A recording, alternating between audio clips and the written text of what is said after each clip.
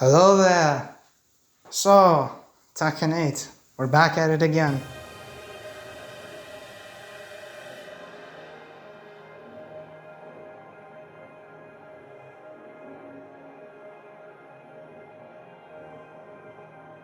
And this time, with a promise that I just cannot help myself but notice in every single match that I play. Why does everything give you 10 times the reward that it used to give you in prior games? You're being rewarded for doing the safest moves in the world while getting the maximum output that you can get in this game.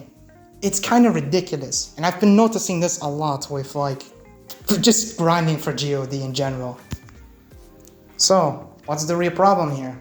You know, it's just like a couple of safe moves that guarantee another move. Where's the problem? The problem lies in that you just spam them over and over and over and over again till your opponent just decides to kill themselves by just mashing buttons into it. So, what do we do about this? Well, what is exactly the problem here? Well, like last time, we'll take a deep dive in. Now, Tekken 8 has done a couple of changes that severely changed the ways of playing Tekken.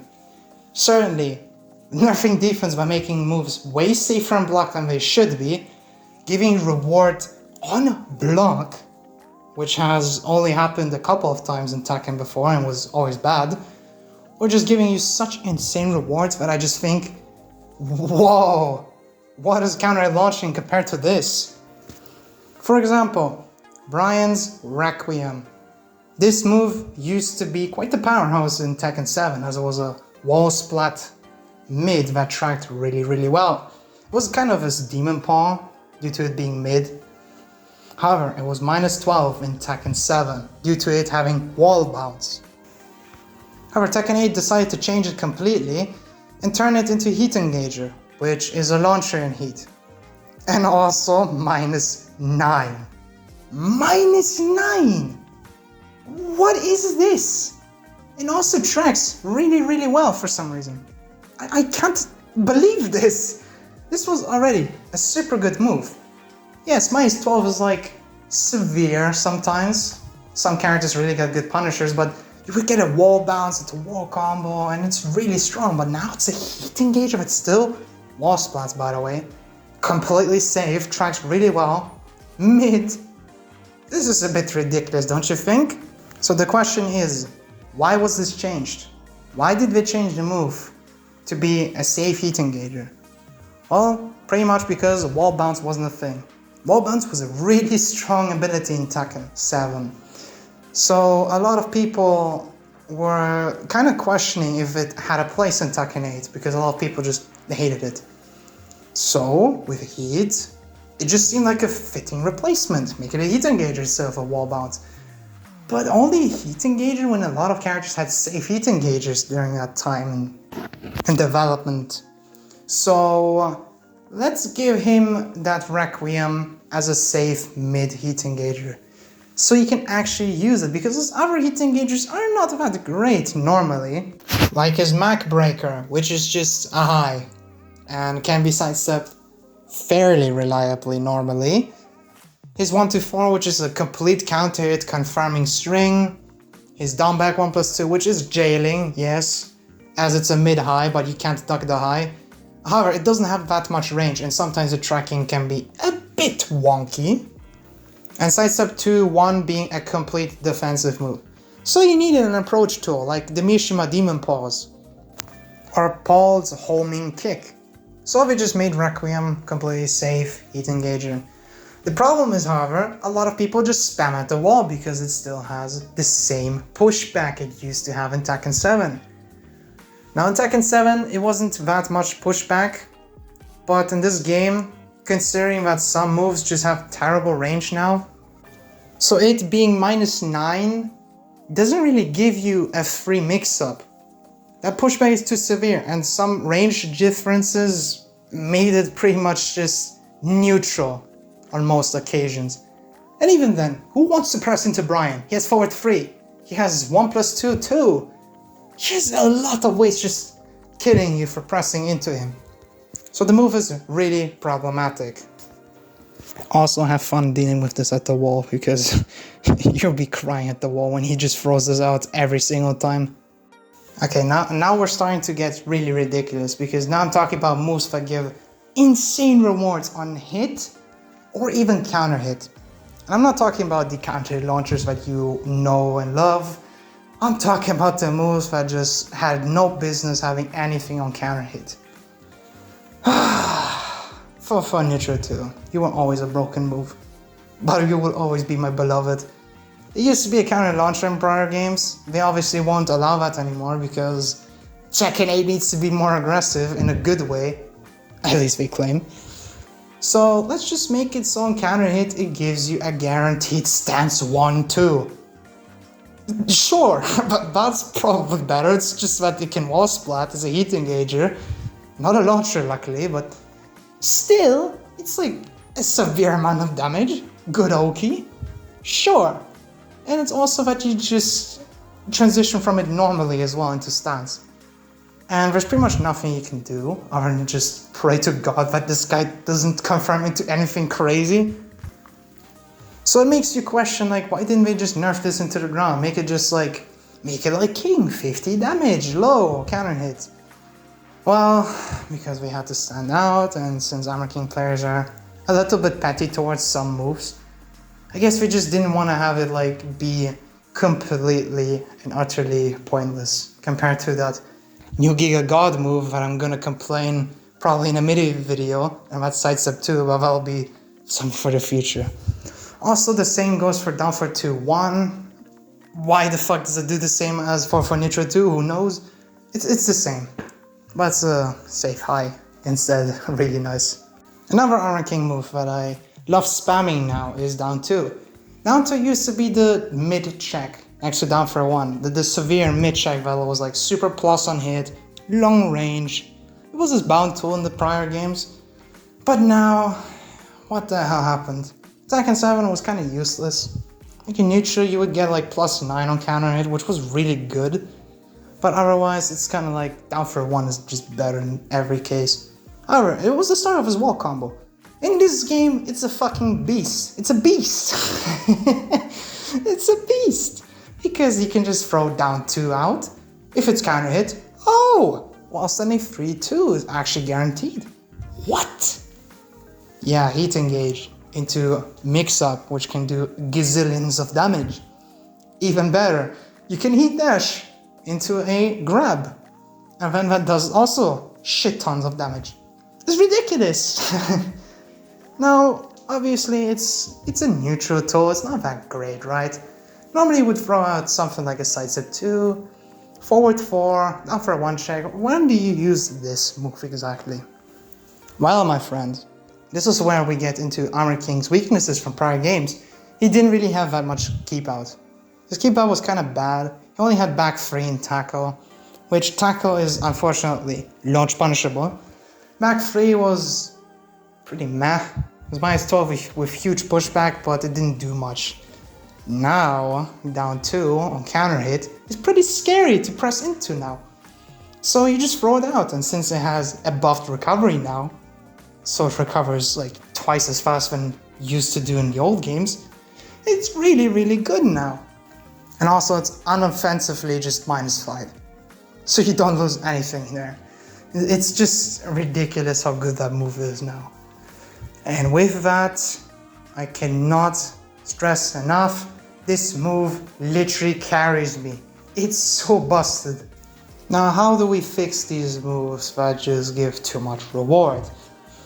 Well, for neutral 2 is stupid. It was always stupid like that. Unreactable low that gives insane reward. So what can we really do about it?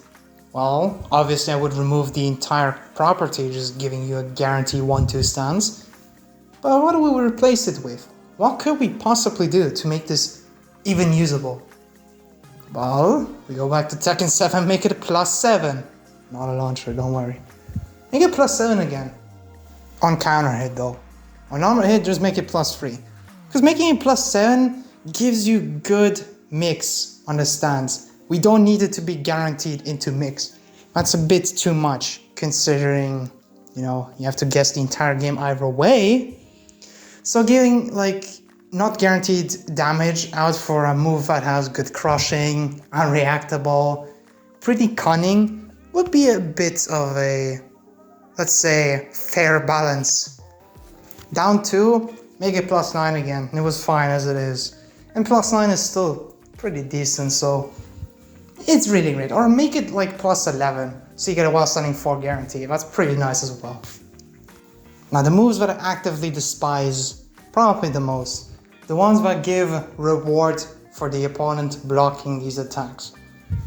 And as much as I would go to the hellfires of Jahanga, Reina 442 is dog shit. it's actually OP. Yes, you can step it if you time it well, but oftentimes it'll just clip you for no reason. And since it just gives you guaranteed stance free when you get hit by it. And on block it's a mix-up that trades with jab with her free option. Why? Since when was blocking a bad thing in fighting games? Like, what is this? And if a Reina player feels really brave, she can also just do the lows, the mid that is plus, do a grab because of course you can. But it's more fair than most of the, oh, I'm gonna do a mix-up on you on block attacks. Because June's forward 3-2 or up 2, which is a homing high that is plus for a mix-up, it's kind of the same, but you can use it in combos and neutral, and it's ridiculous. So these girls just do whatever the hell they want. Now we go into the territory where I don't even know how to fix moves like this. I mean, with Reina's 442, just make it neutral when she goes into spin. So that if you're feeling ballsy as Reina, you can just throw out a move. But your opponent can challenge it with a jab or something like this. Since she can also just do nothing, you can throw out a poke, you're -3, and suddenly Reina's like, I get to do whatever the hell I want now. With June, please don't make it tracking anymore. Why is this a tracking move? It's tracking 8 all over again, I swear. When will these developers learn? Also, a move that just is absolute brain rot that I forgot to mention is every heat smash in the game. Come on, what is this? Most of them track, most of them do severe damage, most of them wall splat for some reason, interact with the stages. I mean, you can just list up like every heat smash, like every single heat smash is pretty bullshit. Now I've been going on a rant thus far, but here's a real question. Where is this really problematic in the match? I mean, you've listed these situations up, but can't every character do those, you know? Getting offense is good in Tekken 8, you know? Those things are problematic in the sense that where do you even start to defend? Because you need to defend during the offense of your opponent. You have to realize as well. I mean, you could mash back, but good luck getting through there with buttons that just punish you for doing anything. Which leads to just sitting there, scared to press anything, waiting for the heat bar to go down, just so you could do the same to your opponent now. And this is what I call the unhealthy cycle of Tekken 8. You go for the offense, then your opponent defends or survives, kind of depends on what happened there, and then they do the same thing to you, and then you have to survive. It's just a spell of survival rather than outplaying your opponent with movement, good spacing, you know, good button usage, maybe a parry, a sidestep, and an armor move. That doesn't really happen because a lot of heat smashes, or pretty much all heat smashes, break armor, break parries. They kind of just track completely, or they just have absurd range, or you just go helicopter sometimes, or just vanish off the screen completely. You just vanish off the face of the earth. Where's the whiff punishment here, man? And it leads to just being full of despair. Feeling like this is just a complete casino game. Like, you can't punish offense. Your defense is just leaving you wounded on the ground. You can't really do anything. And you're just being farmed for rank points by these characters that just excel at this. This is where defense died. You throw out safe pokes that just give you thousands of rewards when you start your offense. We're no longer whiff punishing, we're no longer sidestepping, nor backdashing, nor going for defensive parries. All of that is just gone in favor of just throwing out move after move until one connects and then you go ham. This is where the displeasure of Tekken 8 just exists, on the sphere of you press buttons to counter buttons. However, it doesn't really have to be that way. We know this. They've changed so many things, like Anna's 443 1+2 no longer being plus, which used to be plus. What? Jin's 214 no longer having that insane knockdown and wall splat and being -9. I mean, it could have stayed -9, just remove the splat. Why do we have to change so many moves like unnecessarily? Or Fang's down for 3, which is now -12. Oh, wait, they haven't done that yet? Come on, man, like, that's such an easy change to do. How haven't they done it yet? So why is it taking this long then? Well, the developers have no idea what to do. They have no idea how to change these moves because the game is riddled in this mechanic of pressing buttons. So if you change it to not be pressing buttons, the game kind of falls apart. You have to completely change the game entirely.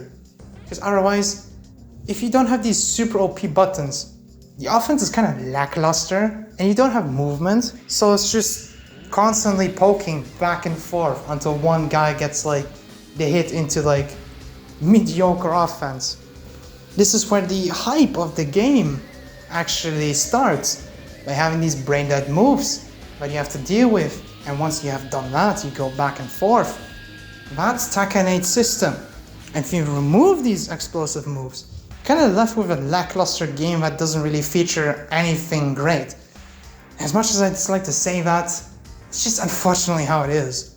If we don't have this brain rot on Tekken 8, the game would be boring because you just don't have the other aspects of the prior Tekken games in here.